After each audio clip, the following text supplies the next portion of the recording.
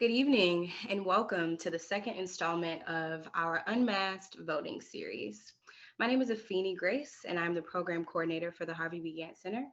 And tonight we bring our attention to the historic and contemporary tactics of voter suppression and how these tactics have negatively affected the culture around voting and voter turnout, and ways we can combat those tactics, specifically during this year's crucial election. But before we get started, please be sure to click that subscribe button below the screen and visit our website's voting campaign page, www.ganttcenter.org had-enough-vote, as we have laid out great details and resources for you to be best prepared to carry out your civic duty.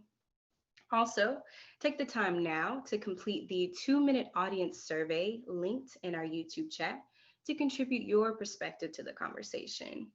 Also, feel free to use that YouTube chat for any questions or comments that you have throughout the evening. If you do have any questions for the panelists, please try to get those in as soon as possible so that we can answer them in the time that we do have. We will address audience questions and the survey results in the second half of the program. And now I'm happy to welcome back tonight's moderator, Ohavia O. Phillips, for our second installment. Ohavia is from Charlotte by way of Brooklyn and is actively involved in all things social media as a digital content creator, speaker, and MC around the city of Charlotte. She is also a thriving talk show host of her self-created show, The O Show. Ohavia loves people and connecting with hashtag amazing and impactful individuals to impact communities. Thanks so much for leading tonight's discussion again, Ohavia. Yes, thank you so much, Afeni, and also to my Harvey B. Gantt family. Thank you all so much for allowing me to pull back up. Listen, you all, today is a very big day, right? Today's a very, very big day. It's National Voter Registration Day, okay? So here's what I need y'all to do. Before you pull up to the polls, it's best at this moment that you know what you're getting into, but also be knowledgeable, okay? So listen, let's tap in. I'm gonna talk less. Let's do more talking and community conversation with this amazing panel, starting up first and foremost with Trey Gibson. Trey Gibson is a Common Cause North Carolina civic engagement organizer based in Charlotte, where she works alongside community members to hold power accountable and ensure that our government works for all people. She is passionate about the power of young activists and also works with students at Johnson C. Smith University through Common Cause's HBCU Student Action Alliance. She received her undergraduate degree from Northwestern University in comparative literary studies. Trey Gibson, we welcome you. Thank you for joining us. Hey, Ohavia. Hey, everyone. Thanks for having me. Absolutely. It's a pleasure, truly. Next up, I'm so excited. We have Dr. Sewell. Dr. Sewell is an associate professor of sociology at Emory University and founder and director of the Race and Policing Project, advancing quantitative approaches to racism studies. They assess empirical links between the political economy of race and racial healthcare disparities using policying and housing policy data. Published in a wide array of sociological and interdisciplinary outlets, their research garnered support and recognition from the National Institutes of Health, the Ford Foundation, and the National Science Foundation, among many, many others. They received their PhD and MA in sociology from Indiana University with a minor in social science research methods, and their BA summa cum laude, okay, Dr. Sewell, I'll see you, in sociology from the University of Florida with a minor in women's studies. Dr. Sewell, thank you so much for joining us. We appreciate you.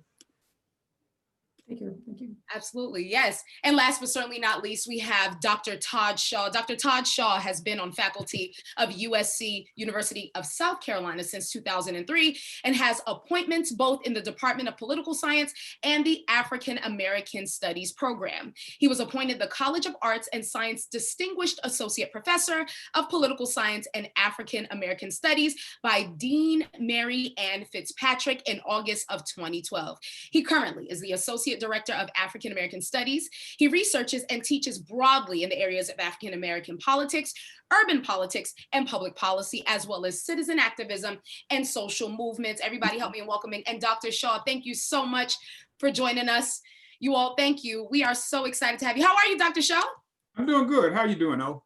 Listen, I am so excited, and excited is an understatement because today's a big day and we are excited to be here. Okay, so listen, let's get warmed up and let's get started.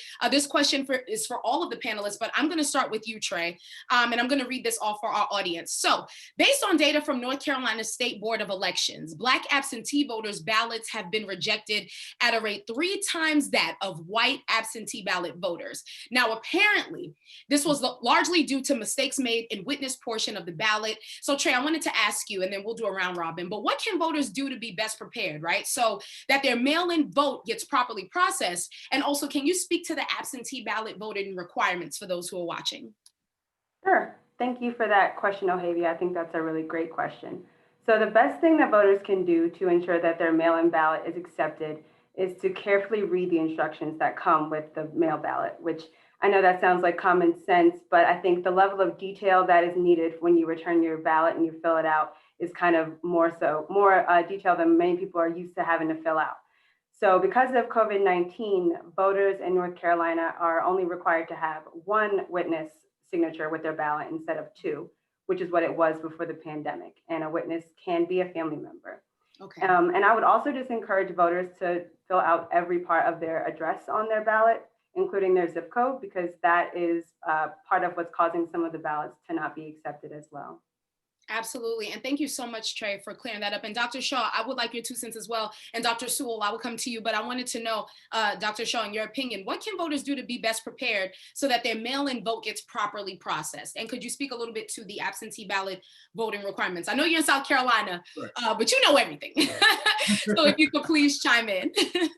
Well, thank you. I appreciate it. And great to be with you this evening again. So to Ms. Gibson's point, it is really quite important that voters be equipped by being clear that they read those instructions.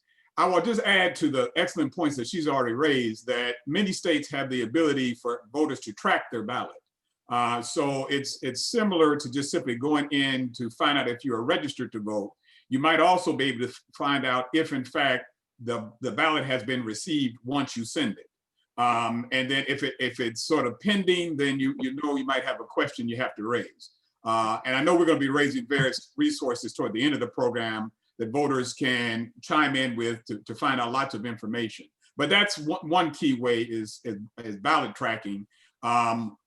Even if not properly done, doesn't mean that you can't cast a ballot. It just make sure you do it right the first time so that you don't have that complication. Absolutely. And thank you so much, Dr. Shaw, for sharing that voter tracking. I had no idea that was even a thing. Dr. Sewell, I would love to have you chime in. And I wanted to ask you, what can voters do to be best prepared so that their mail-in vote gets processed properly? And also, can you speak to absentee ballot voting requirements?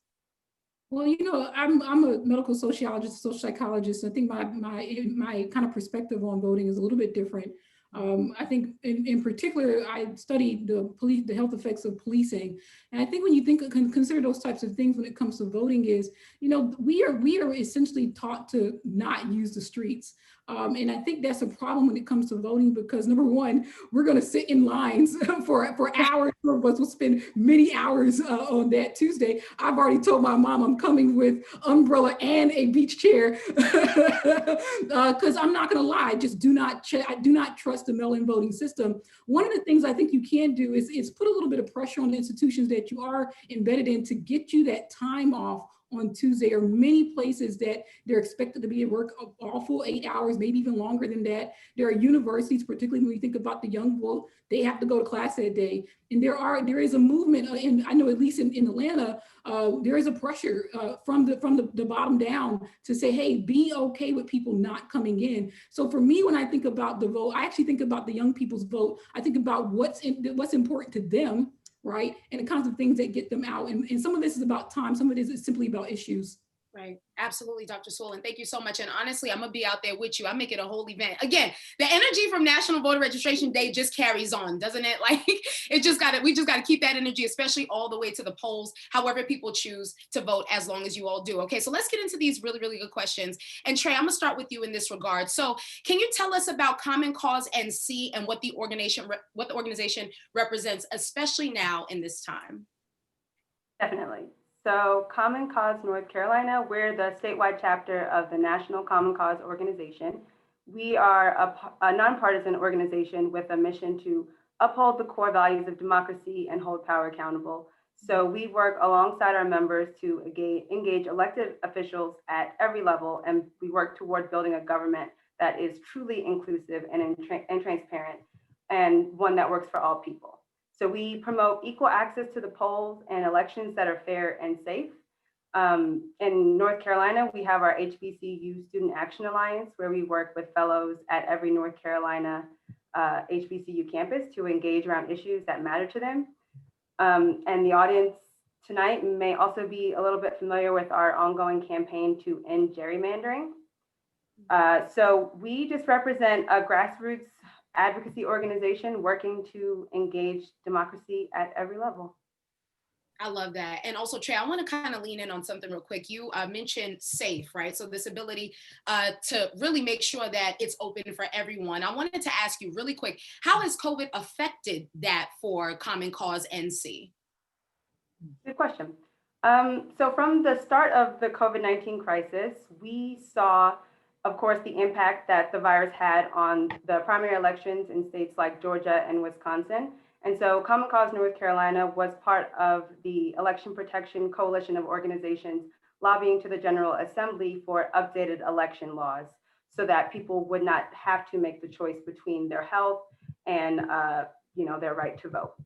And so we, in June, the General Assembly passed the new updated election laws, which included the reduced witness requirement, which I mentioned, and at the local level, the county boards of elections have made a lot of changes to ensure that in-person voting is safe and secure because, like has already been said, a lot of people are not as trustful of the voting by mail system, and we know from data that Black and African American voters will rely more heavily on voting in person. So here in Mecklenburg County, the County Board of Elections moved to make the 3 of the major stadiums early voting sites as well. So that's a positive change that I think is really exciting as well. Yes, absolutely, Trey. And thank you so much. And everybody, big shouts to Common Cause NC for all the work that you all are doing. And Dr. Sewell, I want to come down your lane really quick. So Trey said something really good about how for our communities, African-American communities, we pull up to the polls in person. And so really quick, please tell us about the race and policing project and how its resources help equip people on our political and social climate for a more informed vote. So speak to that. Like when we speak political and social climate, making sure everybody's safe, especially for our people to pull up and vote in person. All right, thank you so much for bringing that institution into the conversation. So, basic thing is what the Race and Policing Project does. It makes what otherwise would be pay for pay kind of information available to the public in essentially kind of readable, accessible infographics and other types of materials. And so this is really a conversation between academia and the community, and getting people in the community, particularly organizers, the kinds of information, those bullet points that need to be said to drill home the point, so people understand just how important it is. I also think about this from the place of as a health disparity scholar, and understanding that a lot of the conversations around policing are dealing with issues of the body, okay, right, and the detriments that happen because of surveillance. And when we think about that, we think about our hands being cuffed. That's the first thing though, right? And that happens to an individual. What the Race and Policing Project shows is there are a lot of non-lethal types of interactions with the police, in addition to the stuff that you see on TV, these lethal, very violent, aggressive actions. But simply being in a space where there's a lot of surveillance, it changes the biochemistry of the mind. And those people who are showing up to the polls to try to vote, they remember what it is to possibly be surveilled on the way to the polls. They remember what it is to be standing outside of a school waiting for their friends or waiting for their children. And you cannot tell me that those types of chemical pathways don't matter. And the quick thing I'll say is, one of the things that's very unnerving when you consider the coronavirus epidemic, the 3 main vulnerable conditions for coronavirus: heart disease, diabetes, lung disease. Right. Those are also the primary things that are produced by policing effects, these inequities in policing. I looked at New York City. I looked at Philadelphia. The extent to which there is a concentration of stop and frisk in these neighborhoods that influences the presentation, the reports of these same illnesses. There should be no reason for this link. Something that happened in New York City, we're talking about 10 years before the fall of stop, push, and frisk. That should have nothing to do with what we're dealing with, but it does. And those same pathways that are causing people to feel bad, in not just at a physical level, but also a psychological level. Those are the same pathways that are being triggered in the ideas around coronavirus, and who is essentially exposed to these social political inequities. Absolutely, Dr. Sewell. And I want to lean in real quick and a little bit more on policing, because when you think about it, there are a lot, it's tied to a lot of disparities way back when that are still showing its head even currently, right? So what are some current intersecting disparities in Black communities that affect voter engagement and turnout based off of your studies? So I think about a good one is gentrification. So, in general, we have a problem where Black people mostly vote in Black neighborhoods at Black polls. And what's happened over time, you can look at this between 2010 and 2020, is that we've lost spaces. We've lost spaces in things that used to be Black polls because of gentrification. And right now, what we're talking about are issues in the redistribution of wealth. Wealth inequalities are really large in the United States. They have not reduced. In fact, there's evidence that they've increased, and they're patterned by where people live. And so the feedback, we would assume that in areas where there's the more affluent Blacks, that there's going to be a weaker effect of those things on voting and whatnot. There isn't. In fact, making more money, having more wealth, owning a house actually gives less to, well, I would say it provides less protections than it does for whites. And so we have to, when it comes to voter turnout, we have to, as Black people, we have to dig in a little bit deeper to understand the fact that money does not save us. What saves us is changing policies so that we can maintain space, right? And so that we can maintain the type of quality of life that is necessary for our babies to grow up in safe environments. I think that's something that we really don't talk about, because we assume that if we get better jobs, if we go to get more education, if we just don't spend our money well, that everything will be better. But the research suggests that these interactions that we have with institutional gatekeepers, whether they're police or they're educators, that stuff bears down upon us, and it has a long-lasting impact. It changes our own ideas of what the political economy can do for us in a bad way, right? Because when you're making the money and you have the education and it's still not working, that's very, very depleting on your ability and your willingness to keep pressing on. Wow. And I'm gonna tell you this too, Dr. Sewell, if you need an intern, let me know, because all this knowledge and the studies coming together, and I love that you really hinged on this, Dr. Sewell, for real, mixing academia with really what's happening at the polls and really putting that data in with that study. So I'm so appreciative of you being on the panel today. Dr. Shaw, I would love to ask you this. We love history here at the Harvey B. Gantt Center. We gotta have our history. So I wanna ask you, Dr. Shaw, can you tell us the history of the Voting Rights Act and the status of it being renamed to honor John Lewis? Good trouble, John Lewis. That's right. And that's what we got to do now, between now and November 3rd, stir up good trouble. But I really do appreciate what my panelists have been offering, because it gives an appropriate background for a discussion about the Voting Rights Act. Really quickly, the 1965 Voting Rights Act was, of course, rooted in the efforts of individuals like John Lewis and legions of others, Fannie Lou Hamer, Ella Baker, Martin Luther King, et cetera.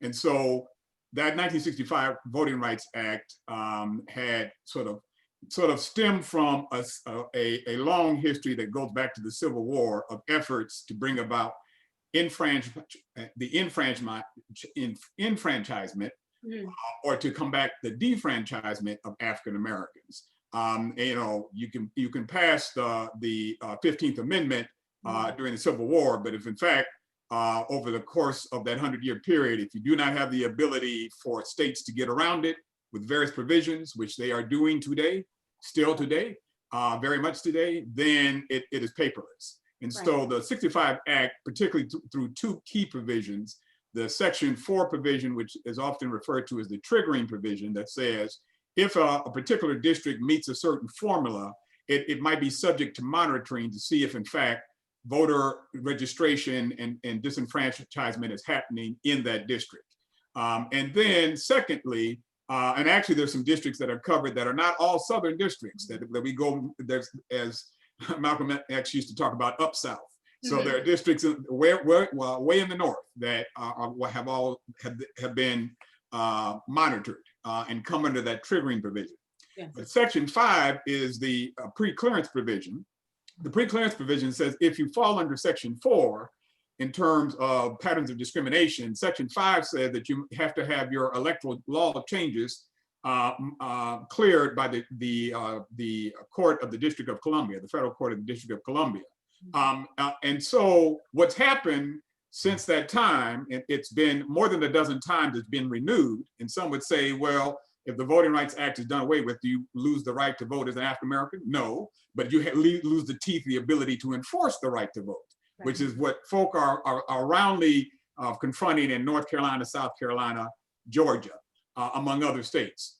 And so the most recent sort of Holder case in 2013 struck down parts of the fourth Section 4, which then lessened the ability for Section 5, thus steps in North Carolina to put in very restrictive voting rights laws and voter suppression. And so what stands now is this is the first election in the last 50 years where we really don't have the protection the Voting Rights Act has been the case. And so the Lewis Act has been passed by the House of Representatives, but not by the Senate, and it will not be signed by this current president if it were passed. So that's where things stand, but it's critically important to having the ability to use the federal government as an ally to ensure voting rights for African Americans and really for many Americans. Absolutely. And thank you so much for sharing that, Dr. Shaw, because for those who are watching, they know where they can really lean their focus. And I think a big part of that is knowing the foundation, right? So having this information so they can know what to do with it and move forward. Trey Gibson, based off of what Dr. Shaw had just mentioned, right? So when we talk districts, gerrymandering, I really wanted you to kind of lean in on this for those who are watching. How can we continue to fight to end gerrymandering in North Carolina? And how does that affect voting, voter suppression in everything that it does? I have a really simple answer for your question. So if people want to go, they can visit our website, commoncause.org/NC. You can sign the pledge to fight gerrymandering in the state. How it affects the voting is that the district maps that we use to cast our votes and determine where we're voting based on and who our representatives are, gerrymandering basically does not allow for the people to be able to pick their representatives. It kind of is something, it's a function that allows for politicians to pick the people that get to vote for them. So, I mean, the next round of redrawing district lines happens after the 2020 census is complete. Mm-hmm. So being prepared for that and to advocate for the fair maps that we deserve. Absolutely. And could you share that resource one more time for Common Cause, Trey, so people can go? Yeah, so it's just www.commoncause.org/NC.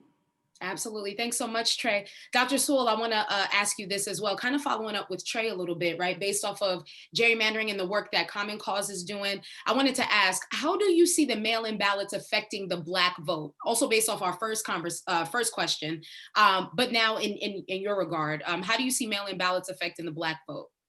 You know, this is going to be an issue of volume. I think we're always going to lose when it comes to the efficacy issue. But one way we can change that is simply by flooding the polls. And the way that we're going to probably be able to do that best is the mail-in ballot, because it's what I would say the unused tool. I'll give an example of the state of Georgia when we were trying to get our first Black woman governor, Stacey Abrams, to the polls. There were parts of Georgia that they literally just took out voting places. There's none. You would have to go 2 counties in order to get to a voting place. What do you have to do then? What's going to happen for you on that one day? Are you going to get in that car and bus people over and over again? You can do it. And I'm not saying you shouldn't do it.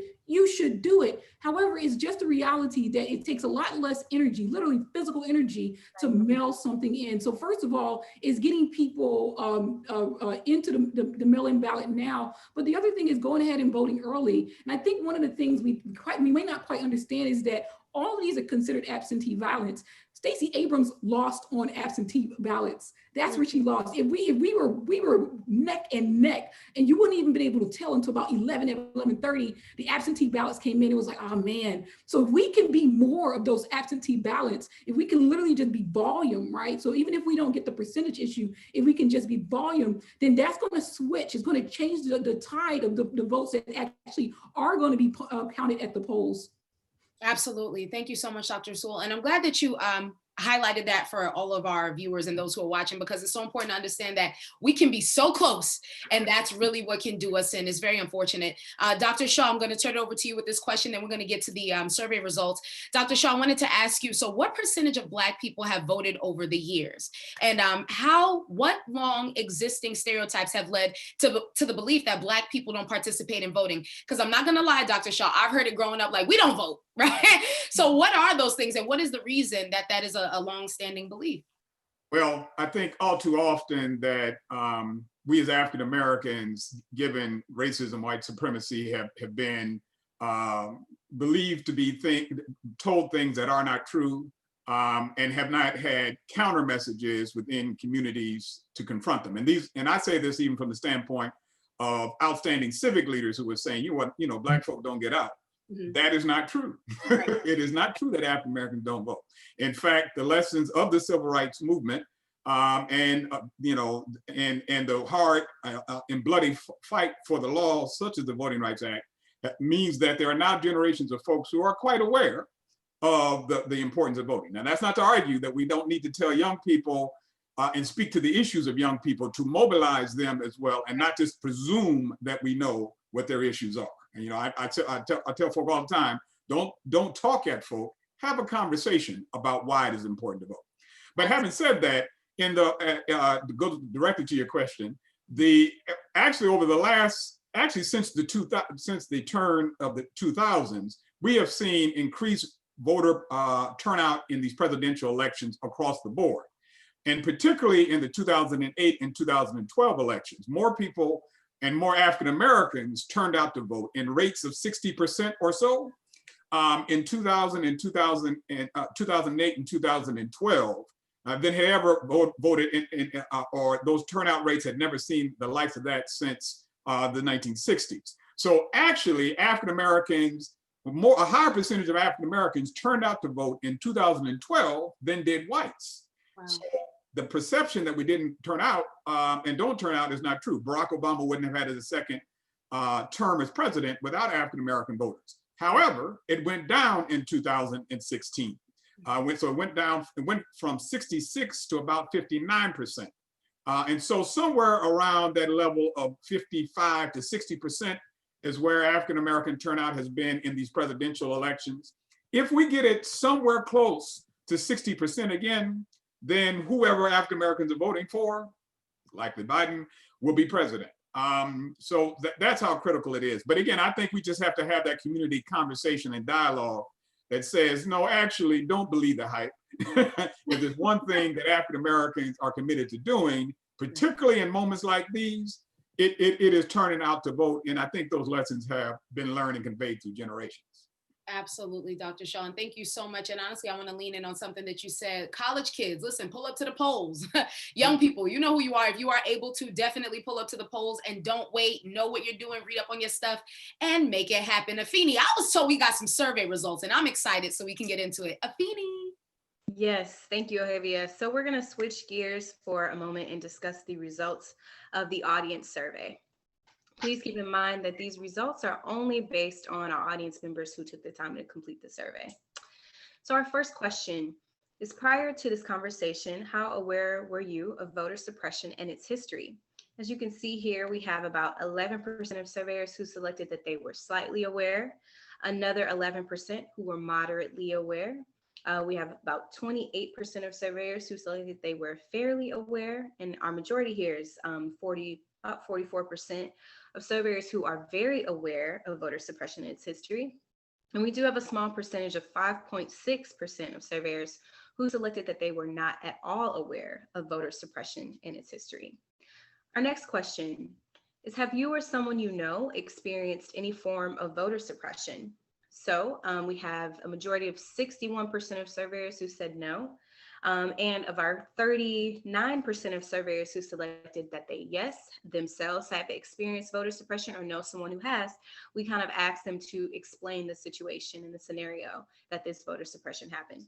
So our surveyors gave responses such as long wait times and that the polling location was dangerous. Others said negative and misleading ads. We have one response that said a person was told that they were not in the poll book where at the polling location they were at, and they had to point their name in the book and insist that they be allowed to vote on the machine. So our next question was, what do you believe has been the most pervasive yet underaddressed form of voter suppression? As you can see here, we have a majority of about 56% of surveyors who selected that it's state laws, such as manipulation of voting deadlines, voting criteria, etc. We have about 28% who selected that it's social perceptions of voting, such as my vote doesn't count. We have 11% of surveyors who selected that it's misinformation, and 5.6% of surveyors who selected that it's intimidation. Our final question was, how aware are you of the current candidates and their stances on major issues? So it's pretty split up.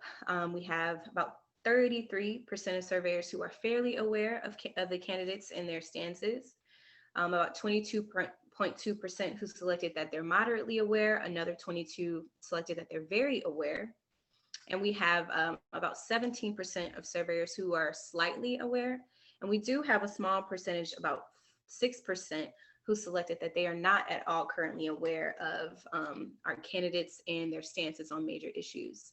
So, Ohavia, based on the questions and the responses, was there something that stood out to you or the panelists? Yeah, well, I just want to say, first things first is, Afeni, the question where it was people being aware, and I just saw all that purple, like, no, they know. They read, they know, and they are pulling up and they're ready to go. But I want to turn this over to our amazing panel. So, Trey, was there anything that stood out to you in regards to any of those questions or anything that you wanted to discuss? Well, one of the things that stood out to me is what you mentioned, which is that we mostly are very aware of voter suppression, and maybe that's just because of this population, but I think that we know the history of voter suppression targeted toward Black people, and that it's a long history in this country. So I think that knowledge is a lot of what motivates people to take action and to actually, want to vote. Other than that, I mean, I think one of the responses about the specific form of voter suppression that a person experienced at the polls where they were required to point out their name and things like that. I think a lot of the time we don't expect that to happen, but it can happen, and it's very real, and it continues to happen. And so it just makes me think about the National Election Protection Hotline, and I know by the end of the conversation, we'll be able to share that information as well, because if anybody experiences anything like that, that's something that we want to be able to report. Absolutely, 100%, Trey. Dr. Sewell, for you, was there anything that stood out from the results? Yes, and I'll give you a quick story why it's important. I think as Trey said, I think the issue around awareness is really important. I think there is a problem. And then you have to get to the point is there's a solution to the problem. And then unfortunately, you also need an implementation issue. Right. And you need what voting can allow us to do is put the pressure at each point. The election of any official is the first part. That is when the fight actually begins. So all these efforts that we're putting in right now, if we don't continue to put the pressure in, not just in the ways we've done, but in new ways. I'll give, again, a really short story. It's related to policing. In 1999, the New York Police Department delivered 41 shots into the body of Amadou Diallo. 14 years later, New York City stop, question, and frisk policies were deemed unconstitutional. It was 14 years. You would actually see, if you looked at the numbers that actually guided the repeal of stop, question, and frisk, there were almost 4.5 million stops of New Yorkers between 2003 and 2013. The question becomes, why is it that it took 4.5 million stops? And why did it is that, was it really 5 million stops? No, it wasn't. In 1999, the residents of New York City, white, black, and in between, they knew it was a problem. However, there wasn't data that says, wait a minute, the first lawsuit against the New York Police Department essentially established the data. All the data that I used, the 4.5 million stops that I'm saying, there was literally no record. We knew it was a problem, but we didn't know how to then use the data, because unfortunately the Supreme Court, you can say it doesn't matter. It doesn't matter if you don't actually put numbers behind something that indicates that there is a problem. Then it's very difficult to go to the higher levels and higher levels of the judicial system and get a policy, either a policy change or a new policy enacted to deal with the problems. I'll say that in the 7 years since 2013, there have been no more than 200,000 stops logged by the New York Police Department. I can go to New York right now and tell you that's not what's actually happening.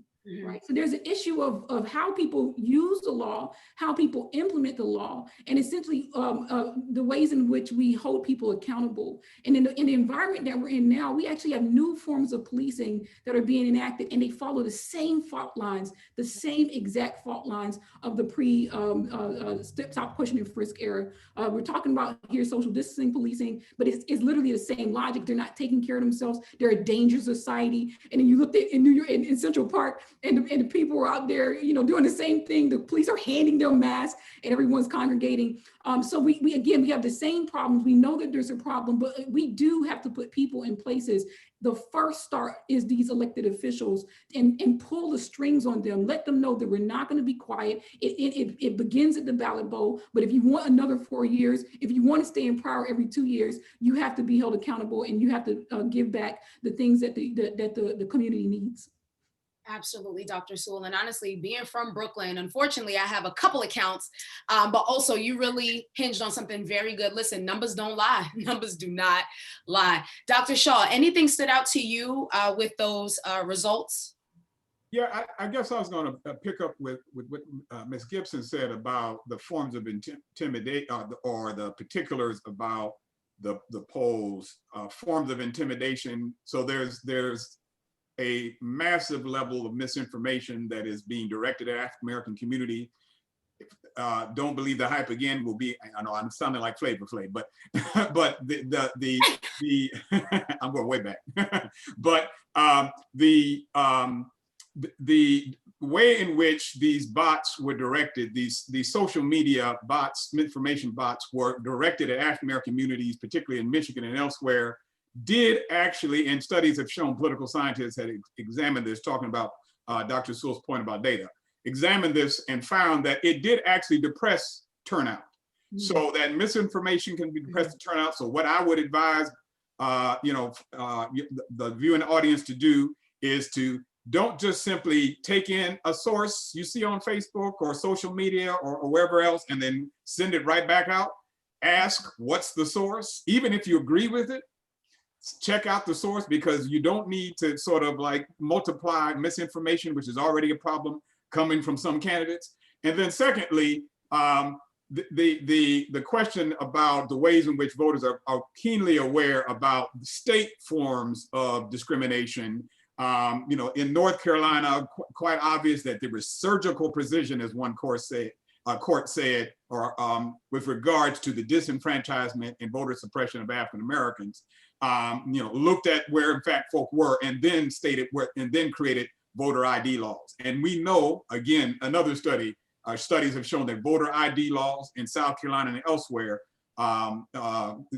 definitely depress turnout and discourage people.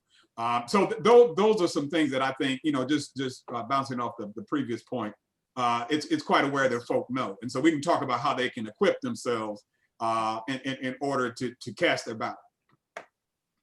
Absolutely, Dr. Shaw. And I'm so glad that you highlighted that, right? It's important for us to do our research, stay knowledgeable, don't believe and pass on things that we see with headlines. If I could sing it, I would. Okay, so listen, this is the part of the panel where we get a lot of questions from our viewers, and I'm so excited about this part because honestly, it's from the community straight to you all, and you can give them their perspective. So I just want to ask everybody this question, but I'm gonna start with you, Dr. Shaw, because you're still on my screen. The question from a person in the audience was, do we know if there have been major purges in voting rolls? Is getting re-registered a hassle for some populations? The answer to that question is yes. And in fact, to, again, Dr. Sewell's point with the campaign of the former Democratic candidate for governor in Georgia, Stacey Abrams, her organization Fair Fight is one of others. And I know Common Cause is also in this. One of many that are challenging the purge of these rolls. So that has definitely happened within Georgia. There are incidences being reported in South Carolina, and I'm certain it's also happened in North Carolina. So what voters should do is actually, before you cast your ballot, if you're going to do it in person, make sure that your registration actually tonight, because those deadlines are coming up. Check and see if in fact you are registered. And if you are not registered, then get registered. You may think you are and you have been purged. So yeah, we know that there's a systematic effort going on. Hundreds of thousands of ballots. In fact, there are ballots, there's something like 500,000 ballots, mail-in ballots throughout the whole sort of process of the last sort of election season that were not accepted. So it's quite possible that your ballot might be spoiled on one end, and so that's a concern. But if in fact you're taken off the rolls, that's an entirely different question, and you should be forearmed with knowledge to confront that.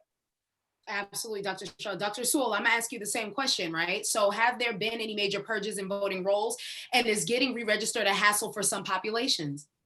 I think it is. I'm not an expert in political sociology, but I do think it is. And I think I've seen these stories of, again, this is anecdotal here, but I definitely think this is an issue in the state of Georgia forever. And I think one way to consider is that this is a concerted effort, and call it out by the Republican officials and leaders to remove people from being counted. And you're right, getting on the registry polls is one thing. And I also would say that in the end, it may be this issue of being overly cautious, just, whatever you can say is good or bad, but doing the check over and over again to make sure that you are actually on the capacity that if you do show up on November 3rd, that you actually can vote. Absolutely. Thank you so much, Dr. Sewell. Trey, for you, is getting re-registered a hassle for some populations, considering the work you do with Common Cause NC and all that jazz? What are some things that you're seeing when we talk hassle for populations, purges in voting rolls? Take us into your world. Sure. So, it's definitely there are definitely challenges and barriers for getting re-registered to vote. One of the things that because of coronavirus, the reliance on the paper register forms, the paper forms to register to vote, it's more of a challenge for people to access those. But we have been, highlighting the fact that you can now vote or register to vote through the North Carolina DMV website. And you can do that for free as long as you have a state issued ID or a driver's license. But not everybody has access to internet. So as far as, when there are barriers that affect the entire population, they typically tend to impact Black people more so. Absolutely. Thank you so much, Trey. Seriously. And also, I'm going to leave some space toward the end where we can share all these resources because all of you have been dropping gems. We got this question in from one of our viewers directed to you, Dr. Shaw, but honestly, Dr. Sewell and Trey, if y'all want to lean in on it, let me know. But Dr. Shaw, the question is there any historical context of the African-American vote in non-presidential elections? There is. And we often call those sort of off-year elections, and it's critically important on those off-year elections because so many elections for members of the State House, the great majority of those who are of our elections for governors of each state happen in those off-year elections. And so it is critically important that we be mindful of elections for as they come up throughout every election season. The historical context being the one where typically African American and all voter turnout drops off in those off-year elections. And that's unfortunate because the off-year elections also, every 2 years, the House of Representatives and a third of the Senate are being voted upon by the American people. And so, yes, it's great to mobilize on an on-year election, let's say 2008, but the off-year elections of 2010 and 2014 were disastrous. If one are thinking about it from the standpoint of Democratic elected officials, there was, under Barack Obama, in those off-year elections, some 1,000 seats within state legislatures were lost. And part of it was simply that the same level of mobilization did not occur, particularly within African-American, but not only African-American communities. And thus it was a more fundamental challenge for Barack Obama, among others, to pass his legislative agenda. So I hope I'm addressing the aspects of the question that the viewer is posing. But yeah, it is key to keep in mind that elections, many of these elections occur at times that are not on the presidential election year.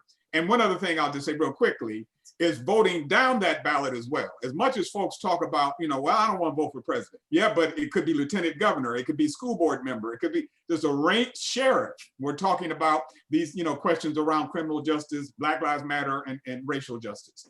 And so there are so many other folk who are elected during those years, and getting out and mobilizing and going down that ballot is key, no matter what you do at the top. Absolutely, Dr. Shaw. And listen, I'm going to tell you the same thing I told Dr. Sewell. If y'all need an intern, you let me know. Dr. Sewell, I just want you to kind of chime in, honestly, from your sphere. Are there any historical contexts of the African-American vote in non-presidential elections? So the vote that I think about the most, maybe we're not having this conversation, or mayoral elections. And I think right now, when we consider the stop with the coronavirus epidemic, a lot of these conversations are not happening at the federal level. I mean, literally the federal government has abdicated the throne in these situations. Their state governor situations, their county officials, their city officials, being a resident of the state of Georgia right now, being born in the state of Georgia, I understand Mayor Keisha Lance Bottom's struggle right now. She is, a blue person in a purple region in a red state. And you always have to deal with these dynamics. And so she made a decision to protect her citizens, and then was completely, unfortunately, tried to be mowed over by a governor who doesn't have the same constituency, doesn't have the same issues. In the state of Georgia, we're no different than the rest of the nation, and probably worse. 35% of the people who have tested positive coronavirus, we don't even know what race they are. Among those who we know is right. 2.4 times more likely. In Atlanta, the Grady Hospital System, this is a public hospital system, 8 out of 10 of the beds at Grady were occupied by Black people. Okay, that's way higher than the presence of Black people in the entire city, much less the state. So it matters that your political officials in your neighborhood. There were people when there was a specific budget question about whether we were going to reduce the money going into the police department. We can have a conversation about whether it's good or bad. It came to one vote. And it was literally one vote from a neighborhood planning unit official. This is us, right? This is us. And it's one thing to not show up. There's another thing to show up for the right people. We have to make sure that we hold the people accountable and get the people who are going to be on our level with our interests in the seats that matter. Absolutely, Dr. Sewell. And Trey, I want to come down your lane as well, because you do a good work. Honestly, so grateful to have you, Dr. Sewell, and also Dr. Shaw on this call. So Trey, I want to wrap it up with you. Is there any historical context of the African-American vote in non-presidential elections in your sphere, right? So give us your viewpoint. I don't know what I can really add that Dr. Sewell and Dr. Shaw didn't already address. But I think, well, I mean, because I don't want to just say things just to say it, but I think, like, has already been said, the off-year elections historically, I know, are less people show up for them. So keeping that in mind, and I think just like in the spirit of what we've been talking about, keeping the energy so that we don't allow this mentality of the vote does not matter to affect our participation, because those decisions that are happening at the lower level affect our day-to-day as well. So I think that's what I would add, is keeping in mind that those elected officials at the lower level also need to be held accountable, Right. and that we do that through these elections. So yes. show up. Absolutely, Trey. And I'm so glad that you really leaned into that, telling everybody to show up for everybody from the top all the way down, doing their research, like Dr. Shaw said. And I love Dr. Sewell for being on the panel as well, adding that data, the statistics, so you know what you're pulling up to and why. Okay, so this is my favorite part, even though I hate it because it's the end. It's like a love-hate thing. But as we are wrapping up the panel, I'm going to do a round robin, ask everybody to chime in. I'm going to start with you, Trey, because you have tons of resources and I want everybody to tap in, everybody. So Trey, what are some resources that we can tap in? I know Dr. Sewell's in Georgia, we're in North Carolina, we have Dr. Shaw in South Carolina, but in general, where can we go? What resources do you have? Yes, so in North Carolina, folks can visit the website ncvoterguide.org.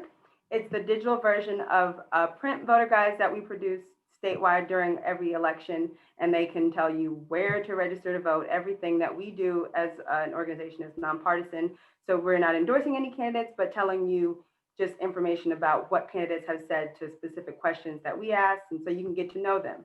And then I also mentioned the National Election Protection Hotline. That's 1-866-OUR-VOTE. Sorry, 1-888-OUR-VOTE. And that you can use that number. It's available now. It's available 24/7. You can call if there are any questions, and someone can help you respond to anything that you see happening.